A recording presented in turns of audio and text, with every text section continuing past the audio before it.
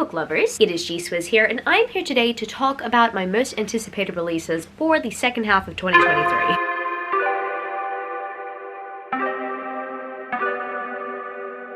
If you didn't know, this is a 7 on Sunday topic, and I am the host of 7 on Sunday. I will link the Goodreads page down in the description where you can check it out, and you can participate in a topic in the future, or you can suggest a topic. And this week's topic is this week's topic to purely get us excited for the second half of the year. I am definitely in the spirit of it, even though I do think that 2023 has gone by like really fast. I am just excited for the second half of the year in terms of book releases and in terms of reading goals and reading challenges. I don't know, I mean, at this point of the year, I do like seeing how far I've come and somewhat predicting / forecasting where I will go in terms of my reading achievements. I have some most anticipated releases that I have talked about on this channel previously, and some other anticipated releases for this year that I haven't actually really talked about on this channel, but I am excited for them. I swear I'm excited for them. And so I've decided that I want to platform them and talk about them today. So I guess without further ado, let's get straight into my most anticipated releases of the second half of the year at the moment. So the first 4 that I am going to mention on this list, I have mentioned previously. In fact, I'm pretty sure I talked about the first 4 on this list today in my twice a year book tag. That was the last time I talked about my most anticipated releases of the year. Majority of like my other most anticipated releases that I put on the beginning of the year list, they have been released or they are releasing sometime before mid-year. So when I initially made my beginning of the year most anticipated release for the entire year, I didn't really look at the second half of the year that much, but I'm really happy that I'm pushing myself to this time round. I'm pretty sure some of you guys guessed that the next 2 books in the Blood and Ash world are on my most anticipated releases of the year. So first of all, I have A Soul of Ash and Blood by Jennifer L. Armentrout. This is what is meant to be the 5th book in the Blood and Ash series, but it is technically the first book in Hawke's perspective. I don't know how it's going to tie into the series as the 5th book. Maybe, just maybe, Jennifer might surprise us like Tracy Wolfe did with Charm, in the sense that Jennifer is telling a story that happens somewhere in the beginning parts of the series, but ties it into the later parts of the series. I don't know if it being Blood and Ash book number 5 is significant as a book number 5, because it's listed as book number 5, when honestly, I would suspect that at some point Goodreads might just change this to book 1.5. I don't know, we will see, but what I do know is that I am looking forward to reading it. If you guys know me very well, you would know that I am a firm believer that the first Blood and Ash book should have been dual POV, or should have had some chapters in Hawke's perspective, or should have been in 3rd person. I would have really wanted that out of Blood and Ash, and I understand that we did not get that because Jennifer did not want to ruin the twist. Additionally, I was kind of hoping that the rest of the Blood and Ash series would have been multiple POV, because as much as I do like following Poppy, I was just kind of really hoping that we got into Hawke's head, because I just want to know more about what he's thinking. It seems to be a mystery sometimes, but I do like how we get to see his character progression as the series goes on. That is why I'm so excited for A Soul of Ash and Blood, because I have been waiting for this book since 2021. I love the first book. I am very much looking forward to following the events of the first book again. However, I can anticipate that it is going to be a hard read for me, because the first book was also a very hard read for me. It was very much triggering in some aspects. And being that us readers have gotten to know Hawke over the course of the series, we would kind of know that some of it would also be hard for him to live out. So I know that it might just be a tough read. However, this is what I've wanted for a while, so I'm very much looking forward to it. And the second book to come out this year that happens to take place in the same world is A Fire in the Flesh, which is the 3rd book in the Flesh and Fire series, where we will most likely be getting Sarah and Nyktos' happy ending. I mean, fingers crossed, right? Look, I don't know if this is going to be expanded upon, but I'm pretty sure that this is going to be a trilogy. I personally would love to follow Sarah and Nyktos for more books, because I specifically love Sarah and Nyktos. I would definitely want more page time with them, but that is okay. I know that that is not likely to happen. However, I really do appreciate the fact that we are getting their 3rd book this year. Actually, I believe their 3rd book was initially meant to come out in December. However, I believe it got pulled forward to October, because I believe that the guide to the Blood and Ash world, the compendium, was meant to come out sometime this year, but also kind of got pushed out. So I'm happy that this 3rd book in the series has been pulled forward, sad because what I love about the release dates for the Flesh and Fire series is that they usually come out around my birthday. And the fact that it's coming out at the very end of October, like literally 2 days after my birthday, I'm just so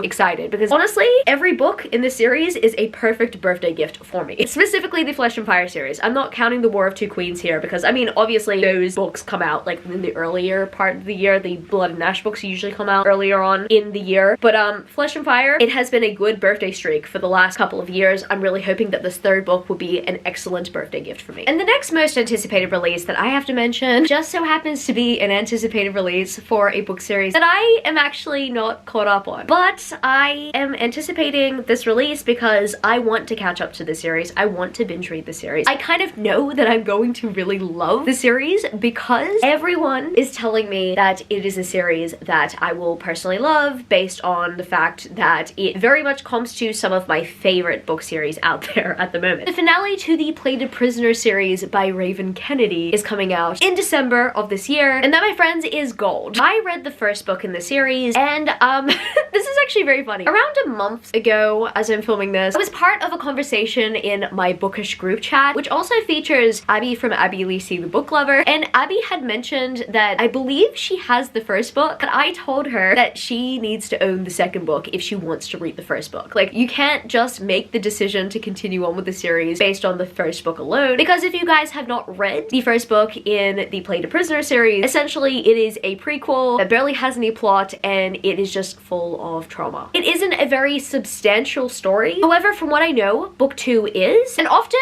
the Plated Prisoner fandom will comp the second book, Glint, to Akamath. What, according to Mist and Fury, the second book in the ACOTAR series was to A Court of Thorns and Roses. A Court of Thorns and Roses establishing the world and the story, but the second book actually establishing the main character's journey and where they're going to go and how they are going to grow. So I kind of encouraged Abby to make sure that she also reads book 2, but I haven't even read book 2. And the reason why I have not read book 2 or continued on with the series yet is because I just know that I'm going to have the worst book hangover ever if I do read this book series without it being completed. I have a terrible habit of putting off really dense fantasy romance series if they are not finished because I just know that I'm going to feel empty inside if I don't have the next book, or I'm just gonna long and long for weeks upon weeks. At the moment, as I'm filming this right now, I am just thinking about my experience with Bewitched by Laura Falasa and how I strongly regret reading the first book before the second book came out. And the second book is gonna be out next year. I strongly regret starting the series because that book has probably given me the worst book hangover for a cliffhanger this year. So I'm putting gold on this list because I know I want to read the Plated Prisoner series, but I want to do it as if it is a build-up to the final book. And I really hope that the final book delivers on every level because I just hear so many great things about the series, and I really hope that the final book does not disappoint. Look, I have multiple special editions of the series. I have the Bookish Box special editions, and I have the Fairy Loot special editions. I've been collecting the series, and I know that that is intimidating to some of you guys, but I've got to commit to it. So I'm putting this on my most anticipated releases because, I mean, I'm committing to the series in a financial way at the moment, but I do plan on reading Glint soon. And my next most anticipated release for the second half of the year is This Cursed Light by Emily Thied. This is the second, and I believe the final book in the Last Fenestra series. I'm not ready for this to end. However, I do kind of like that the first book was a slow burn. I can see this being a successful duology if the second book is written just as well as the first book. If the second and final book is rushed, I will be upset. However, that all being said, this book was actually initially meant to be released in August. However, it got pushed out to December from what I know. I believe it's December or it's November, one of the two final months of the year, which means that the author has had more time to perfect the book. I hope they took the time to perfect the book because I just want this to be one of my favorite series of all time. This Vicious Grace was one of my favorite books of last year. It was just so gripping for me. I loved the story so much, and I very much appreciated the slow burn. I love how it ended, and I am curious about what direction it is going to go in after the events at the end of the first book. I'm very much looking forward to This Cursed Light. I don't have much more to say about it. I have to admit, I really do need to reread This Vicious Grace sometime soon because as I'm filming this video, it has probably been a year since I've read it for the first time, and it is slowly leaving my memory. It's not as fresh as it was before, before, so we gotta change that. We gotta make it fresh in my head because it's a really good book. My next most anticipated release for the second half of the year happens to be Full of Ruin and Wrath by Jennifer L. Armentrout. It's one of those formulaic titles, I know. Like, I had to make a mental note not to call it Full of Wrath and Ruin because, you know, Song of Wraiths and Ruin or A Court of Wings and Ruin. Ruin is usually the final word in that equation. So this is the first book in a new series by Jennifer L. Armentrout, and I am excited to try it out. I am not gonna lie, I'm a bit nervous about it because as much as I love Jennifer L. Armentrout's paranormal romantasy,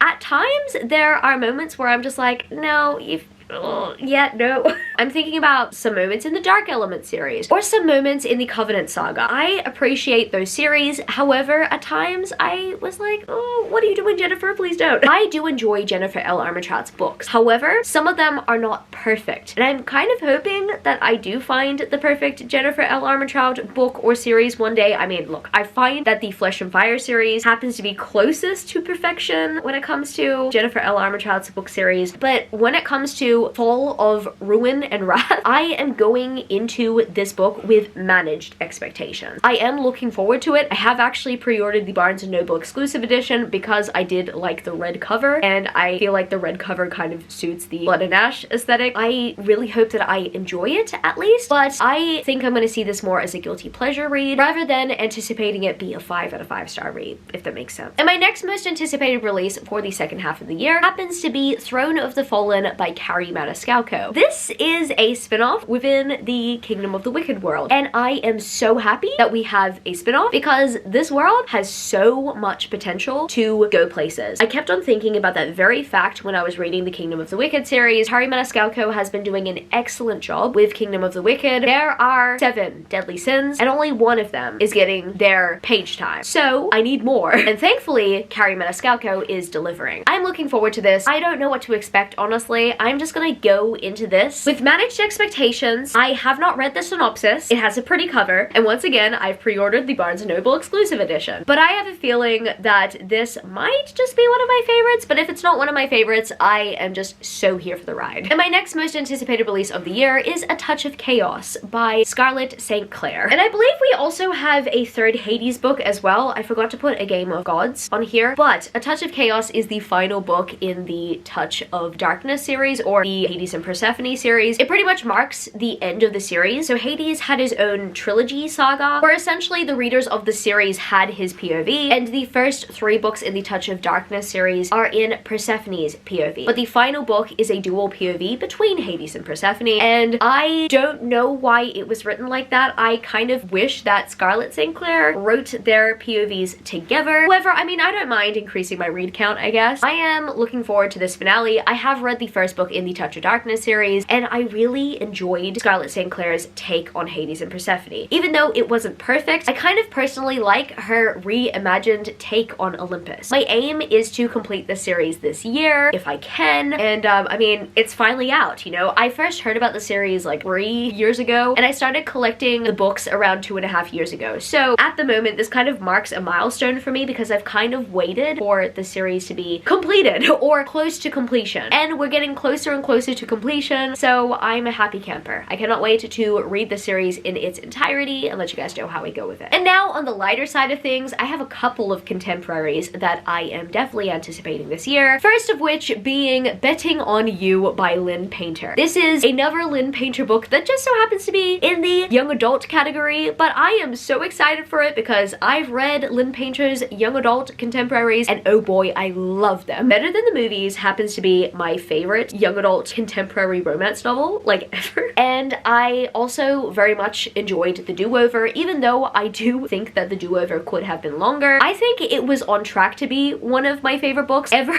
but unfortunately I felt like The Do-Over just ended too quickly, and if it did not end that quickly, and if we got a little bit more relationship development between the 2 characters, then maybe it could have been a favorite. Better Than the Movies is definitely better than most movies, and definitely better than most romance novels I've read. And I mean, I'm a simple woman. When I see that Lynn Painter has a new book coming out, I anticipate it, and I get it.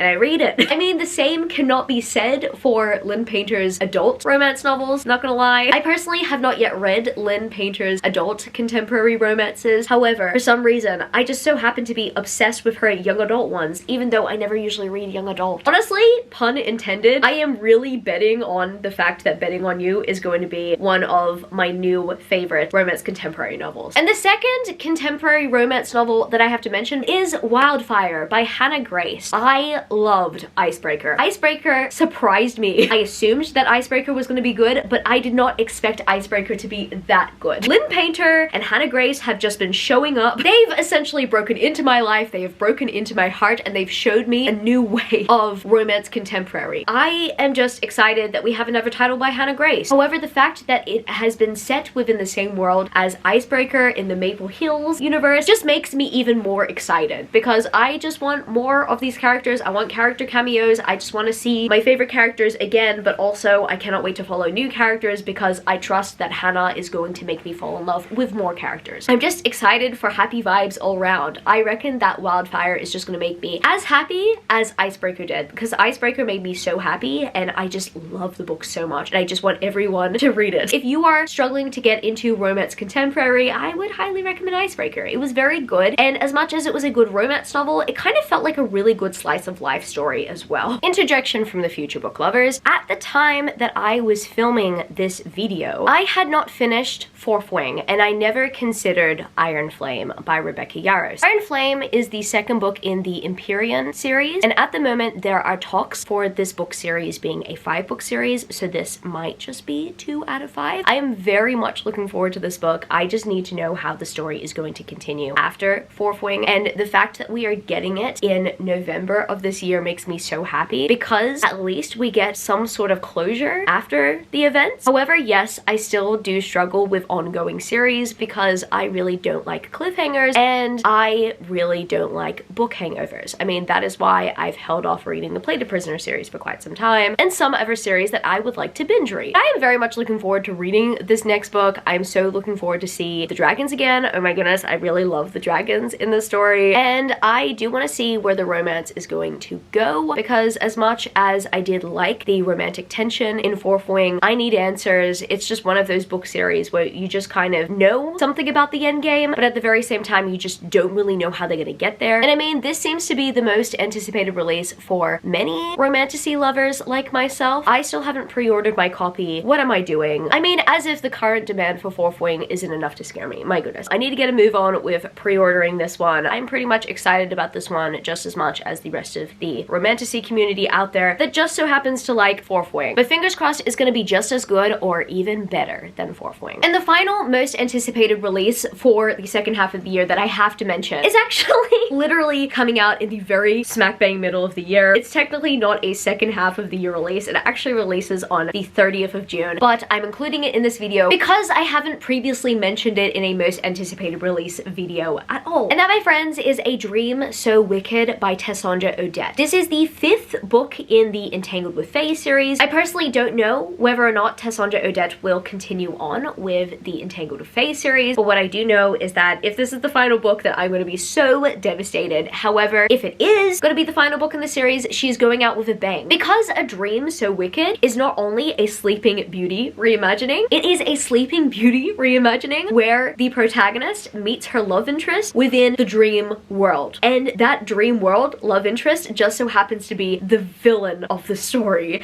and I cannot wait. This is a Sleeping Beauty reimagining concept that I've never heard about before. It's giving me Sleeping Beauty meets Strange the Dreamer. I'm so excited! Like, no joke, when I first read the synopsis, I squealed like that. Like, Sleeping Beauty has never been my favorite fairy tale because it is very much a damsel in distress situation, and the love interests barely have the time to develop a relationship with each other. And so that's why the Sleeping Beauty fairy tale doesn't seem as realistic or intriguing to me. However, a Sleeping Beauty reimagining with a concept like A Dream So Wicked compels me, because there's gonna be some sort of development there. There's gonna be some time between the protagonist and the love interest, at least of the story, to establish a connection. I'm just so excited for this. So I'm not only excited about this book because it is from one of my favorite authors, I'm really excited about this book because of its premise, and I cannot wait to read this one, but I definitely need to read A Taste of Poison before I get to A Dream So Wicked. I just think that A Dream So Wicked has a very exciting premise, and I cannot wait to try it out. I just think that Tessandra Odette is an absolute genius, and I love the way that she reimagines fairy tales. So I guess that's gonna be it for this video today, book lovers. If you happen to stay to the end of the video, leave me the blue heart emoji. And if you happen to enjoy this video, don't forget to give it a thumbs up and subscribe to my channel if you haven't yet already. Join the amazing community of book lovers. And also, I have social medias. My Cheeswizzle Books on Twitter and Instagram, and I'm also at Goodreads. That's www.goodreads.com/cheeswizzle. And finally, I'm at TikTok. My Cheeswizzle on TikTok if you want to follow me there for some bookish content. I love you, book lovers, and I will see you later. Peace. Started out with half and I flipped it in a double. Started out with half and I flipped it in a double.